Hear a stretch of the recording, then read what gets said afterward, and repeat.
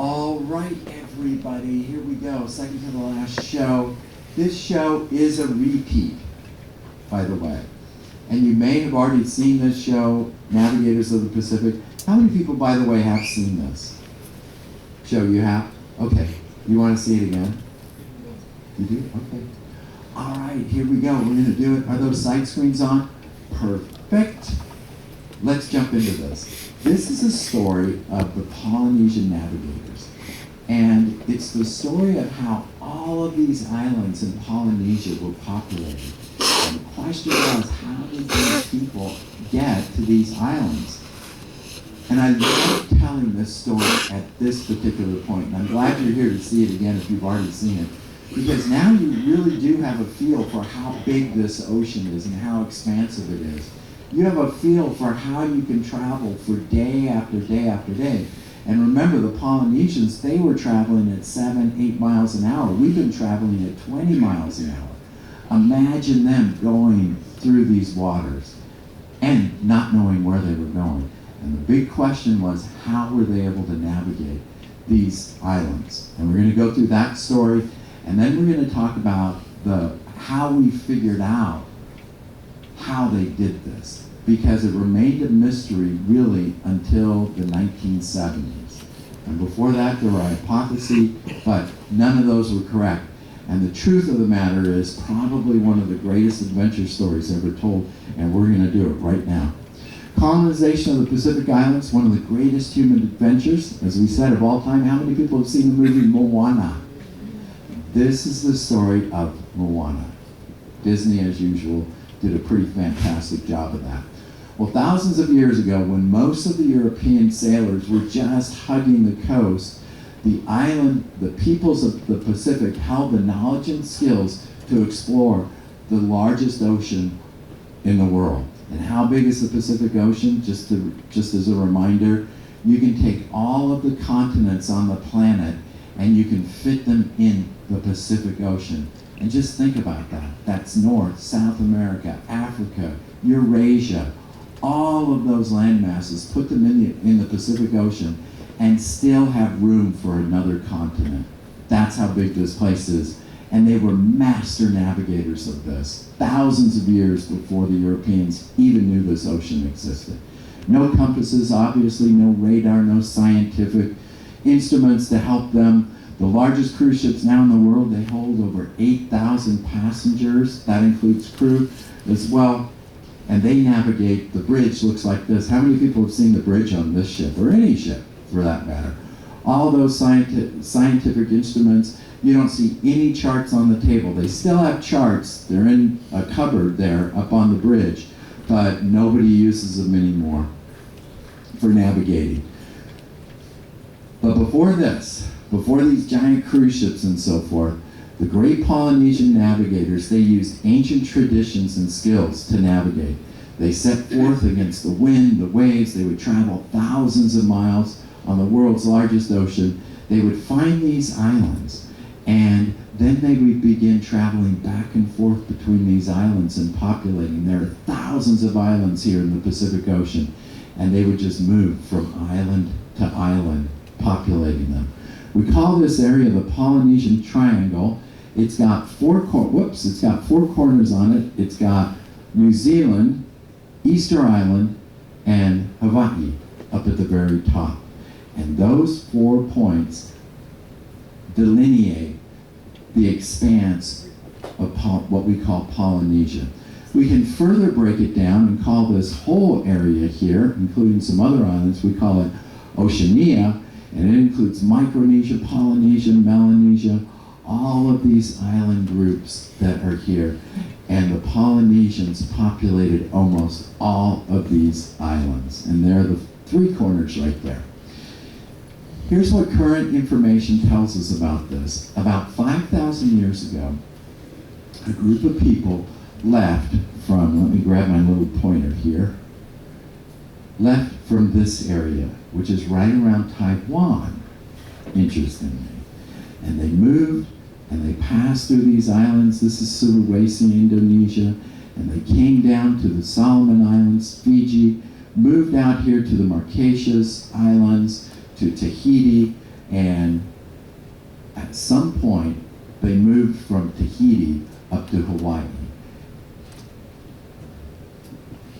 And for the longest time, nobody knew how they did this. It was a great mystery. At one point in time, well, when the Europeans began exploring this area from the 1500s, all beginning in the 1500s, it just made sense that these people just somehow drifted here. They got blown by the wind. Maybe they got blown off course. But they just accidentally landed on all of these islands. And that was pretty much the belief for centuries, was that they just happened to land here just randomly over centuries of time. And then a fellow by the name of Thor Heyerdahl. How many people know him or recognize that name? Yeah, you may remember him. And he led an expedition called Kon-Tiki because he believed that the Polynesians originated from South America. And he set out to prove that. And he built that craft that you see there on the right, and that was made out of all natural materials. It was a reed vessel. Has anybody seen this, by the way? It's in a museum. I think it's in Norway, Oslo. It's in Oslo. And you can see the Kon-Tiki, the original one, and he set off from Colombia, from that Ecuador, Colombian region. It was Colombia. And he set off from there, and he said, I'm just going to see where I end up. And sure enough, he did end up on the islands. But there were a few flaws with his logic and so forth. And it turned out that he wasn't correct about that. And despite the winds and the current, these trade wind theories, DNA analysis now, more sophisticated scientific investigation, has shown conclusively that the Polynesians originated in Asia. And that meant that all of those islands had to have been populated. They didn't just sail by the currents and so forth. And it remained a mystery because Thor Heyerdahl's solution to this was the most logical. And then we went back into mystery for the next 30 years. So he came up with that theory. DNA evidence in the 60s, the 50s and 60s was showing us that no, that's probably not right. It still sits there as a mystery until the 1970s, and that's the story that I'm going to tell you. Other evidence that showed that there was a shared Polynesian culture. All of these islands had a similar language. They had similar foods, and they had similar cultures as well. Their status was fixed by lineage. They had clans versus individual. All of Polynesia had these. They had slavery, polygamous marriage. They even had human sacrifice that took place during that time. And they ruled by divine power, and there were always chiefs and leaders, hierarchical cultures and villages that were there. And then, of course, the question is, well, why did they travel? Because they did end up, by the time the Europeans had come, all these islands were populated.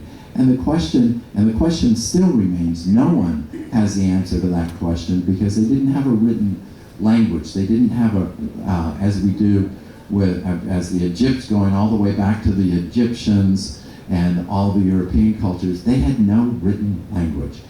All of their stories and all of their cultural stories and histories were passed down. There were individuals within the villages that were responsible for holding that, and they had all the genealogy information. Cook, in his journals, he said he sat down with one of the kahuna, one of the leaders in the village, and he sat down with him for 8 hours while he went through the story of the lineage.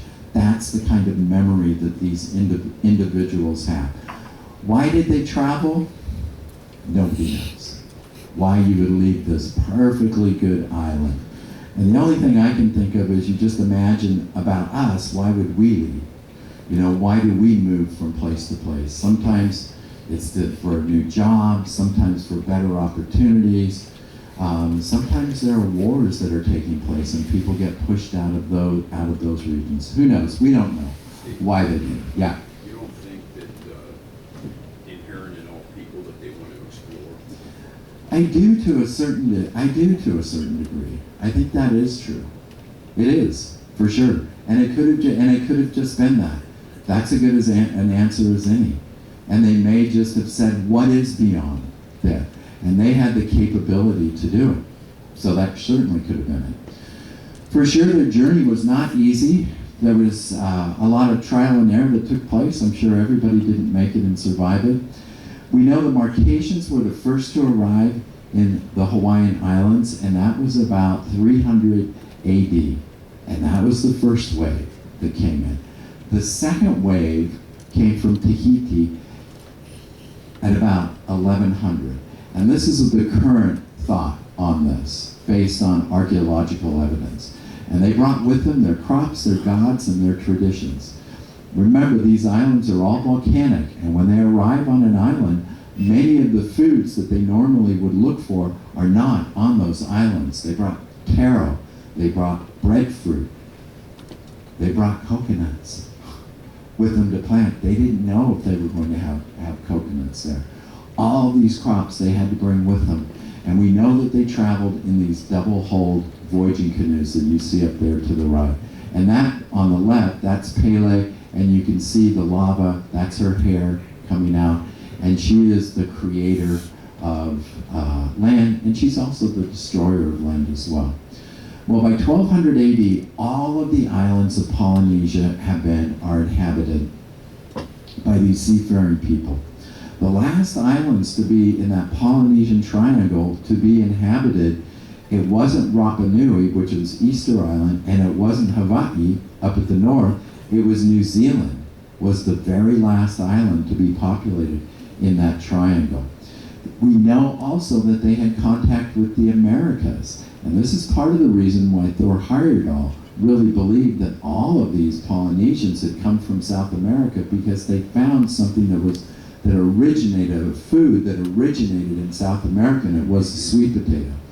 Also, when we look at archaeological hooks, for instance, fish hooks of the Chumash Indians, we find that they are very, very similar to the Hawaiian fish hooks. This is other evidence. They had contact with the Chumash Indians in North America, and then they had contact with the South American Indians as well. And there's a little bit, about 8% DNA, that has been linked to the native inhabitants or the native Indians that are in Colombia as well. Wherever they landed, they started from scratch. They built their homes out of local material. They used the old ways, invented new ways, introduced some of their traditional crops, of course. Taro, breadfruit is two examples of that.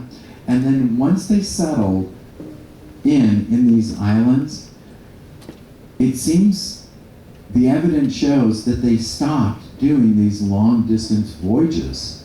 All of that double-hulled voyaging canoes, they stopped doing that. They changed into these more local single-hull canoes. And knowledge of long distance navigation just faded away. They weren't doing that anymore. And they lived in this, what we call splendid isolation, for over 600 years. And right now we're back to the Hawaiians here again. They had a subsistence lifestyle. As I said, they had no written language. The only evidence that we have of these early inhabitants are petroglyphs, and you can see these on some of the islands. The big island of Hawaii has them.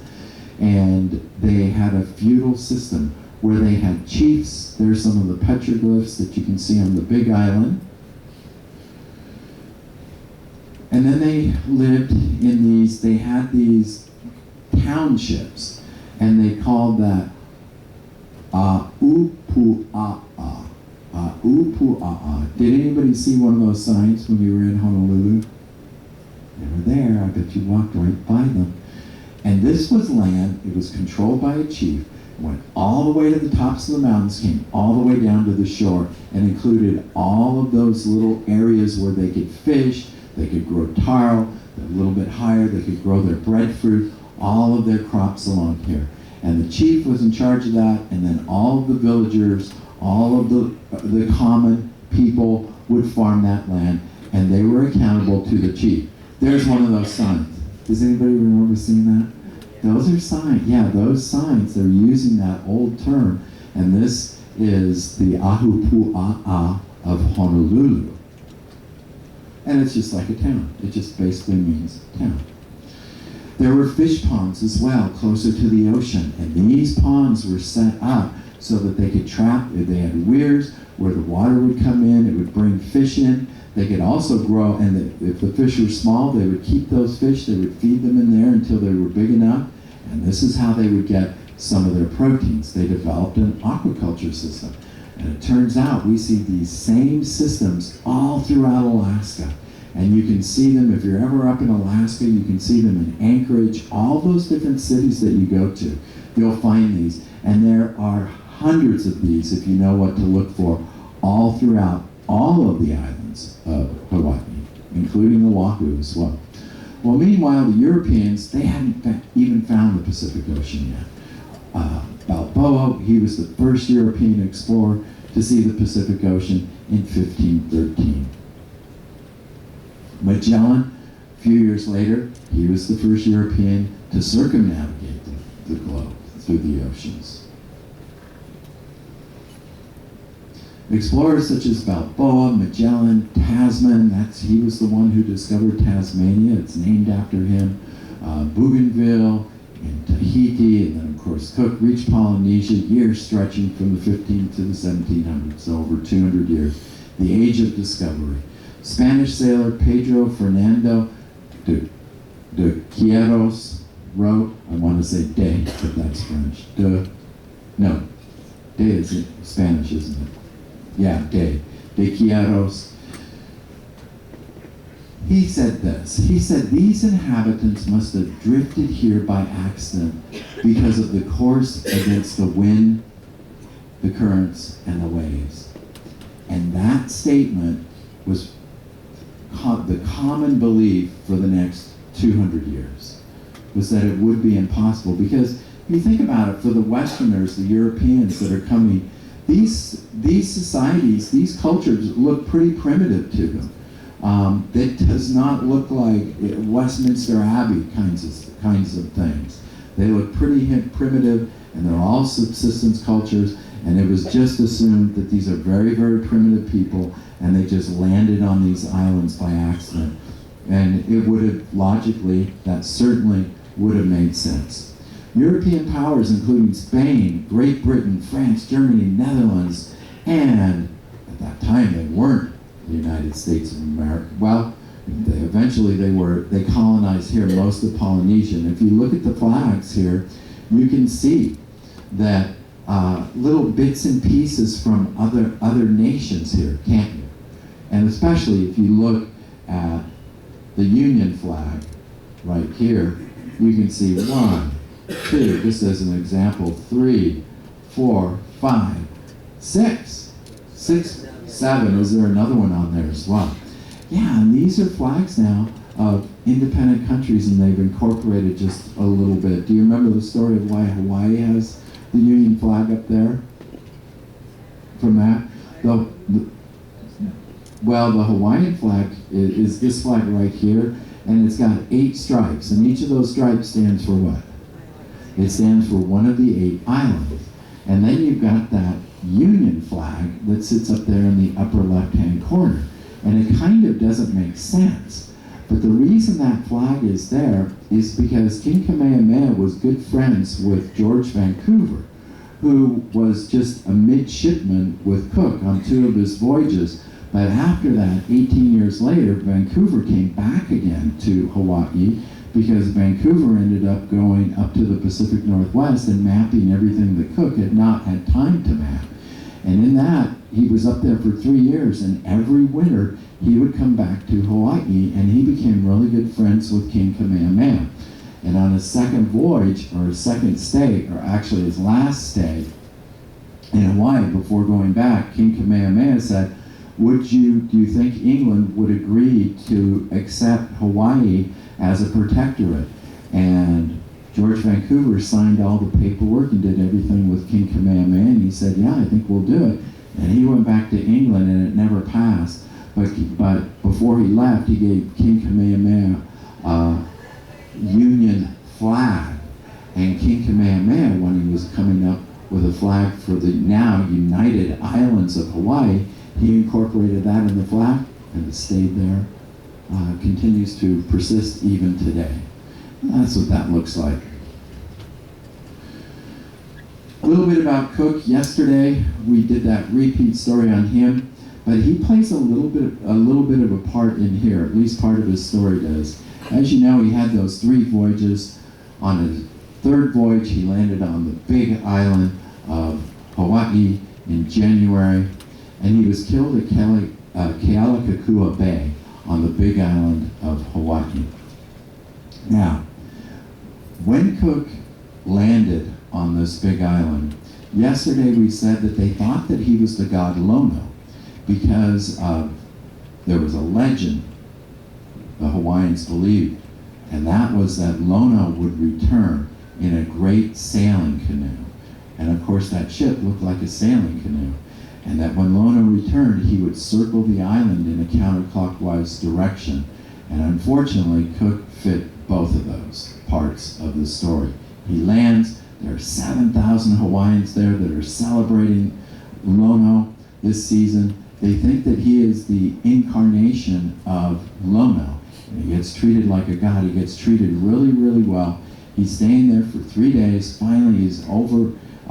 His welcome is pretty much over with the Hawaiians. He sails off, which is exactly what he's supposed to do. And the Hawaiians think, we don't know when we'll see Lono again, but someday we will. But Cook's foremast breaks off on a ship, and that forces him back. And he comes back, and the Hawaiians said, Lono is not supposed to come back like this. Creates a problem. The Hawaiians take one of his little tenders that he has on there, but it turns out that tender is a crucial part of Cook's mission because he's going back up to the Pacific Northwest again to do some more mapping. He can't do it without the tender. He loses his patience. He goes on shore, tries to kidnap the king, hold him as ransom to get that tender back, and it just ends up blowing up into this big mess. And of course, Cook and 5 others get killed. And that's how he loses his life there. But there's somebody who is a part of this battle, who's going to play a huge role. And that is King Kamehameha, the person who will later become King Kamehameha. He's 20 years old. He is watching this whole thing, and he's also participating in this battle against Cook as well. He sees this whole thing. King Kamehameha, as a young man, had a vision, and his vision was that he was going to become the uniter of all of the islands, or the king of all of the islands. And he had this vision at a very young age. And the current king of the big island of Hawaii found out about that vision. It almost sounds like a story from the Bible in some ways, with Moses, who was shown that. So King Kamehameha has had this vision. The story gets out to the king, and the king puts out a ransom on his head. He's only 5 or 6 years old. And they have to hide King Kamehameha for years on the big island of Hawaii, and then finally the king accepts him again, and King Kamehameha is out there, and he's with the king during this whole battle. And because King Kamehameha has had this vision, he doesn't know how he is going to do this. He's a great warrior. He's 6'5", just huge person as well. And he doesn't know how he's going to do it. And King Kamehameha believes that Cook is a part of his vision, because Cook has all of these guns and cannons. And King Kamehameha, it clicks, the light bulb goes in, and he goes, that's how I'm going to do this. I'm going to get these cannons. I'm going to create an alliance somehow with these Europeans. And that is exactly what happens as well. As he gains his power and his strength. And it's because of that first contact with Cook that he formulates his whole plan, and he ends up implementing it. Now on that voyage also there was a Polynesian navigator and a chief and a high priest on the islands. His name was Tupaia, and Tupaia is going to be sailing with Cook. And this is one of the first times that Europeans, in this case it was Cook, realized that these Polynesians have an understanding of all of these islands that goes way beyond anything that we have. And he said these navigators are capable of guiding their canoes over great distances, and Tobiah had this knack for always knowing where his home was, no matter how many thousands of miles away they were. Those are some of the drawings of the very first Hawaiians, and you can see them coming out. There were thousands of them. That's Cook's ship over there on the right. So Cook's arrival changes Hawaii forever. And as we said, King Kamehameha, being a very clever individual, is able to form these alliances with these Europeans, because Cook, on his second voyage, he had the ability to map the latitude and the longitude of every single island. And of course he did that with Hawaii as well. And he brings these maps back, and the Europeans realize that Hawaii is really, really critical for them, because they discovered something. They discovered sea otters. And these British, these traders, are coming back and they're grabbing these sea otter pelts. And Hawaii was a critical place for them to overwinter. So they would always come back to Hawaii during the winter. And now all of this trade, all of this Western ships are coming in. Whaling is starting to come in. And King Kamehameha is going to take advantage of that. And he is going to grab those weapons, and he uses all those weapons, the cannons, the guns, and so forth, to take all of the other islands and defeat them. So he rules Hawaii by 1795, he's known as the Napoleon of the Pacific. He's ruling all of these islands. And he's very smart and clever, and he's creating these deals with the Europeans, and he's slowly changing his island from the subsistence lifestyle to more of a commercial lifestyle. And the islands are starting to generate trade and revenue as well.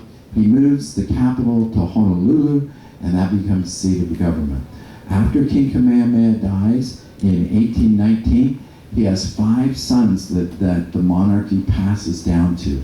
And these sons are going back to Europe as well. They're traveling to Europe, and they're meeting the kings and queens of France and Great Britain, and they're being recognized as kings and queens themselves, and they're treated as royalty. David Kalakaua dies. He is second to the last monarch, and Queen Liliuokalani takes over, and she is overthrown by 13 businessmen who have developed this industry of pineapples, agricultural, sugarcane, these huge plantations. And they want Hawaii to become a part of the United States because these are Americans, and I'll tell you why in a second. But did anyone go to the Iolani Palace, by the way? You did? All right, well then you know this story. She is imprisoned in the palace, and then 5 years later, she is finally completely overthrown, and the islands of Hawaii are annexed. But let's go back just for a moment, because the missionaries played a huge role in this event that took place in overthrowing the queen. So the missionaries in the 1820s, this is a year after King Kamehameha has died, these missionaries are sent out from the American Board of Commissioners of Foreign Missions. That's what that ABCFM means. And this, just as Cook changed the face of the islands, this is probably the second most impactful event that changed the face of the islands. So the missionaries come in. There is no written language. They create a written language, the Hawaiian language. If you were at the Hawaiian language class and you were learning that language, or that written, not the language itself, but the written portion of the language, that was created by the Hawaiians. And the reason they created it was because they needed a way to share the Bible in print.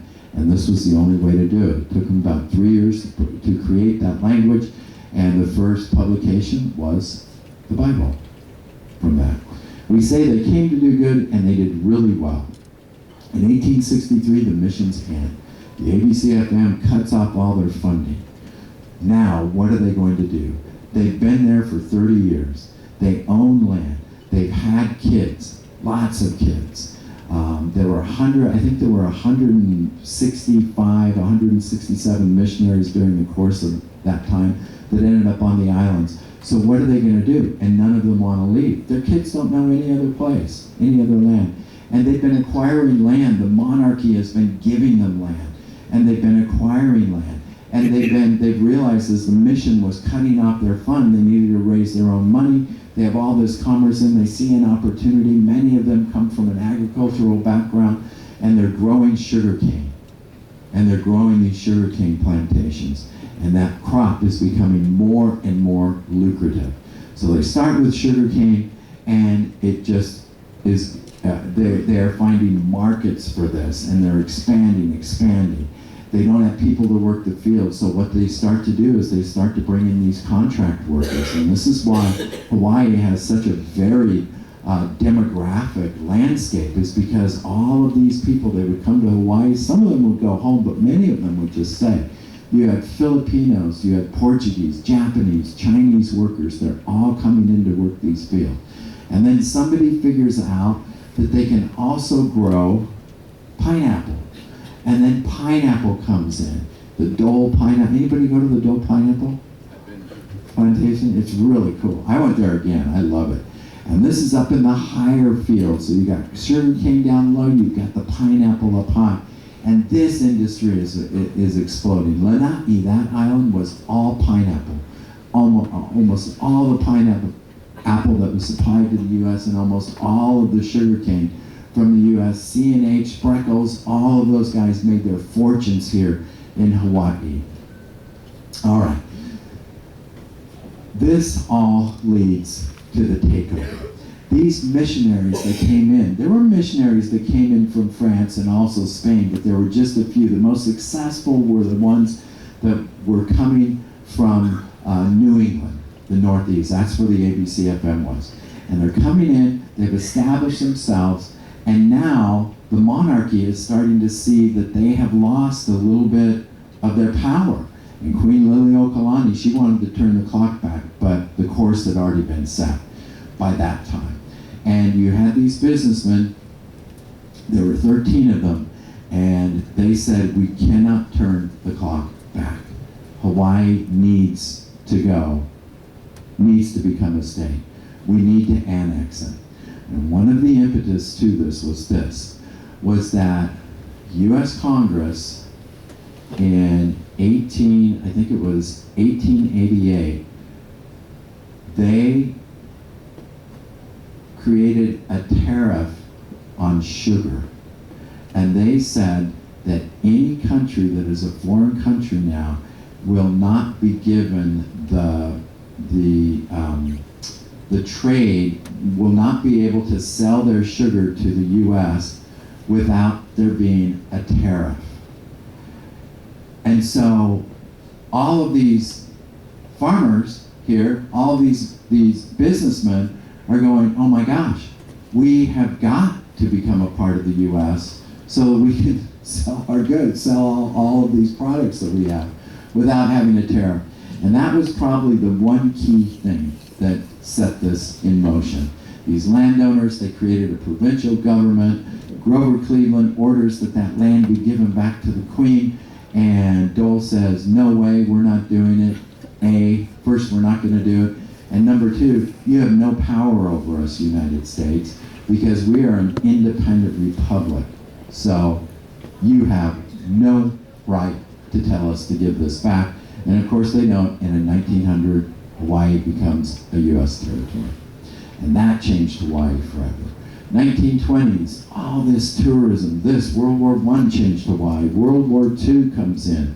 1941, that changed Hawaii forever. And Hawaii became a state in 1959. That changes Hawaii forever as well. This changes Hawaii. Surfing, it becomes this vacation destination. Elvis Presley comes here, creates this movie, Blue Hawaii. Now everybody knows about it. Also, everybody's wearing the Hawaiian shirt now, too. After it was Elvis Presley. That changed Hawaii forever. And then this changed Hawaii. This became Hawaii. And they had never seen poverty before, because they'd been living this subsistence life. They always had food and so forth, but now the economy had changed. It wasn't what it was before. And for the very first time, Hawaii sees poverty. and they were not able to live the way they used to. They had lost their traditions or lost their ways. Herb Connick, famous artist, the most famous artist in Hawaii, he said that people who have lost their past become a lost people. And by the 1960s, the 50s, this is what had happened to the people of Hawaii. Pure Hawaiian population had dropped from 500,000 during the time of Cook to only 12,000 people left. And of course, this feeling was happening all over the world, not just Hawaii. This is the 1960s. We all remember that. Most of us do. So I do. And there was this unrest in America. And the Hawaiians were starting to take notice of this, as many people all over the world were, of their own cultures. And they were starting to go, wait a second, if we don't do something now, we're going to lose all of this. We're going to lose our understandings of the significance of the hula, of all of our language. They were losing their language. And once you lose your language, you lose everything. And so people were trying to come up with ideas. How do we bring back our culture? How do we save it? And these three individuals came up with this idea. They said, you know, nobody has ever solved the problem of how all of these islands were populated. And the current belief is that we just randomly drifted here. But we know there's more to that story. And why don't we salvage that story, save it, and why don't we share it with our people and at the same time share it with the world? So this is what they decided to do. They created an entity called the Polynesian Voyaging Society, and it was founded by these three individuals, Ben Finney, Herb Connick, the artist, and a sailor, Charles Tommy Holmes. And here's what they set out to do. They set out to show that the ancient Polynesians could have sailed on purpose to these islands, and that they could have navigated this area in using the old ways and using these giant double-hulled voyaging canoes. There were no voyaging canoes, so they had to come up with, there weren't even drawings, they had to come up with using stories, long lost stories that they were able to revive and to create this voyaging canoe. And I wanted to show you this little excerpt here. Only 61 feet long, based on no written plans or even pictures, the tiny Hokulea was the flagship of the Polynesian Voyaging Society, founded in 1973 in hopes of reviving the heartbeat of an almost forgotten Hawaiian culture.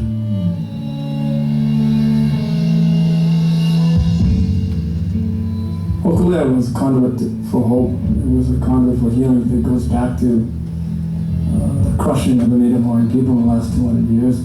Hawaiian culture and language pretty much by policy outlawed in public schools in 1926. And most schools in Hawaii clearly understood, don't teach Hawaiian. It has no value. And you have that stereotype on Native Hawaiian, stupid, lazy, all that kind of stuff. I mean, you say it long enough, you're going to believe it, then you become it. This enduring stereotype led academics to come up with a dismissive theory as to how Polynesian voyagers first reached the Hawaiian Islands. They thought that Polynesians weren't great sailors, that they settled their islands by accident because their canoes weren't good enough and the navigation system accurate enough to purposely explore and settle Polynesia. That needed to be shattered. And I think Hokulea, all of a sudden, was having the possibility to do that. The Voyaging Society's mission was a bold one: to sail Hokulea to Tahiti and back, a voyage of over 5,000 miles. And she would cover the distance exactly like the first Polynesians did, navigating solely by the stars, the wind, and the waves. One would argue that that canoe that landed on this sand in Hawaii that brought first of humankind to these islands could have been the greatest voyage of humankind. And that starts to shift how you start to think about who you are by knowing who you were and knowing where you come from. We aren't just the servants of tourists. We're not just hula dancers smiling and loving to dance for you. We're an angry people. We're a warrior people. But there is no countervailing discourse, really, until the 1970s. And then you start to get it. You get it in the protest movements. You get it, right, in the building of the Hokulea and the daring act of sailing into the open ocean. All right, we're gonna talk about the Hokulea. They decide they're gonna build this voyaging canoe. They call it the Hokulea, which means Arcturus, and Arcturus is one of the zenith stars that the ancient navigators used, called the Star of Gladness. They needed a performance-accurate replica. It was 61 feet in length, 2 masts, and 2 sails, steering with a long oar. It could travel at about 10 knots, or about 10 miles, half the speed that we're able to make. But they didn't have anyone to navigate it. The key, they can build this canoe, but if you don't know how to navigate using the old ways, how are you going to sail it? How are you going to complete this mission? They had to find somebody. Here's who they found, Mao. And at the time they found Mao, there were only 7 individuals left on the planet that knew how to do this. Because remember, nothing was written. And certainly, the how to navigate by the stars was not written down. He was a Micronesian navigator from the Carolina Islands of Satawal, and just so you can see that, Hawaii, you can see Hawaii right over here, Satawal set right over here, just in Micronesia. He was a master navigator by the time he was 18. He was one of 6 living navigators left, and he decided that he would be willing to share his knowledge to the Polynesian Voyaging Society. The only requirement was that they would all need to work together, because the master navigator on the ship, unlike our ship in the old days, like in Cook's time, Cook was the captain of the ship, and whatever he said, that was the law. That's not how it is now. Now it's a little bit different. Maybe in the U.S. Navy the same, but on this voyaging canoe, Mao was going to be, everyone had to do whatever he told them. These navigators, they were a brotherhood trained with acute powers of observation and memory. Modern navigators, they fixed their position without reference to the place of departure, but the Polynesian navigators had what was called a home system of navigation. They had a mental record, they kept a mental record of the courses that they steered, and they would retrace those movements in their mind. Mao could always point in the direction of his home island, a complex feat of dead reckoning. And this required careful attention to the environment. He had to know the altitude of the stars, different points on the horizon of the rising and setting of stars. And this is how they were able to navigate or always find, they always knew where their home was. And in some ways, I think that was a huge part of this, how they were able to go out. It was like, even if I go out here for 10 days, I can always get back home because I always know where home is. And when we navigate, here's another way to think about this. And if you're ever interested in learning more about this, there's a planetarium. There are 2 planetariums. One's on the Big Island and the other one is in Oahu. And they tell this whole story, and it's also where they go to train these navigators that are in the PVS, the Polynesian Voyaging Society. But the way they would look at it is they would always put themselves at the very center, for example. And everything was, whereas right now, we've been sailing to Long Beach, and we see ourselves as moving to Long Beach. That's not how the navigators thought. Everything was moving to them or moving away from them, and they were stationary, and everything was coming to them or moving away from them. It's a very, very non-Western way of thinking, but it was a home point for them. So here's how they would do it. They would navigate by landmarks where they could, if they were close to land. This was what their compass looked like, and this was created thousands of years before the Western compass, which is a magnetic compass. And in basics, the way this works is at night, stars would rise up. They call each one of these, there are 7 of them between these major points, and they call those houses. And stars would rise from a house and set in a house.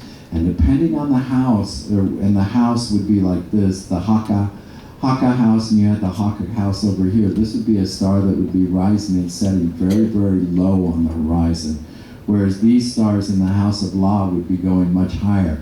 They had over 200 stars that were memorized, and based on which house those stars were rising and setting in, that was how they would figure out where they were. They had these star paths, in other words, the rising and setting of these familiar stars. They had zenith stars that they would use that would be high up in the sky. And depending, these stars didn't move very much, kind of like the North Star. And they would use those stars to help them fix their point. This is how Mao would teach. This is his star compass on his island. He would lay out these shells, and then he would teach these kids how to navigate by these stars, a little bit about his wayfinding. They would navigate by the color of the clouds, the water low, if there were clouds, if there were islands, it would change the color of the lower parts of the clouds. They could tell what the weather was like. They could tell how close they were to islands by what was floating by. They knew which birds to follow and which birds not to follow. Some of the birds spend their entire lives at sea. Other birds are going to end up flying back to islands. They'll come out for maybe 2 or 3 days from the islands, and they'll fly back again. White terns, these birds feed at sea. They never go. They would never follow an albatross during certain times of the year because they knew those albatross were out feeding or were they going back to nest. They would navigate by the ocean swells. They could tell. One of the crew members on the Hokulea said the current changed 60 times during one day, and Mao could tell just by touching the water and by seeing these swells coming up. They knew about refracting waves around islands. And here's the Hokulea. On January 8th, 1974, it was built and it was launched, and they were ready for their training. And that's the Hokulea. Do you recognize that mountain there? That's Diamond Head, yeah, off of Oahu.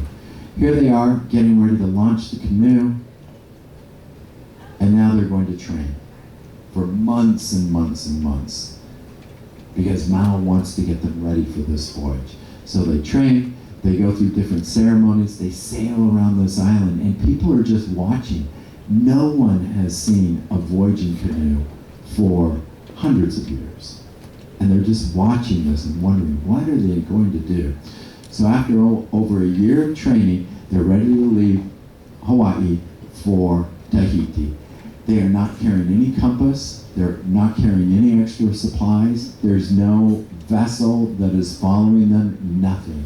They're just going to launch, and they're going to do this journey. It's 2,500 miles in open ocean.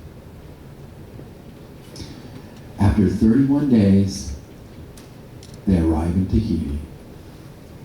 And when they arrive, people couldn't see, so they're climbing in the trees. They have all of these people that are coming out to see something that no one has seen for centuries. And that is a voyaging canoe passing that journey. And this was the last journey that was taken by immigrants coming to Hawaii 1,100 years ago. Now they knew about these great canoes. They'd never seen one. Enters the bay, and this was a really emotional time for these people. There were 17,000 people. Almost the entire island of Tahiti came down to see them on the beaches. It was the beginning of this cultural revival and the renewal of the Polynesian people. The Hokulea had breathed life into all the hopes and legends of this ancient seafaring.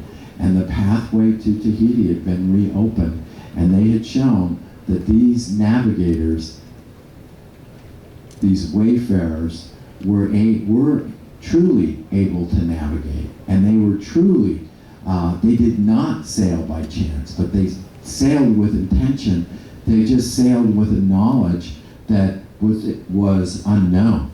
To academia, Mao's achievement provided evidence for intentional two-way voyaging through Oceania, supporting a hypothesis that explained the Asiatic origin of the Polynesians. But it turns out that sailors and scientists don't get along.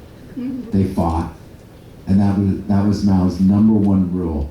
Mao gets upset, and in the middle of the night, they're throwing this huge party. Mao leaves, and he left them a tape-recorded message. And it basically said, don't ever call me again. He was that upset. And now they're stuck, because now they've got this sailing canoe. It's in Tahiti. Well, they had to go out and buy a compass, buy a GPS, because no one knew how to sail it. And that was how they got it back up to Hawaii. Now they're sitting in Hawaii. And Nainoa, he said, well, we got to do this thing again. Here, we can't just stop here, because then the whole story just kind of dies. And they attempt to take another trip to Tahiti. And he's going to try to do this on his own. So they get the Hokulea all ready, they leave, and 12 hours later, the Hokulea, they left at the wrong time, and the Hokulea completely capsizes. There's a waterman on board, and his name is Eddie Aikau. And I challenged somebody on the beginning of this, when I did this show, to ask people if they know Eddie Aikau. And one of our guests did, and he was just randomly out there, and he asked. Every single person on Hawaii knows this name, Eddie Aikau. He was a waterman. He was the first Hawaiian to win a big surf contest up on the North Shore. And the second thing was, it was against the law for Hawaiians to be lifeguards. And he was the very first Hawaiian lifeguard as well. And he's on board this because he wants to be a part of this. He's got a surfboard. They are stranded. Nobody knows they're out there because they don't have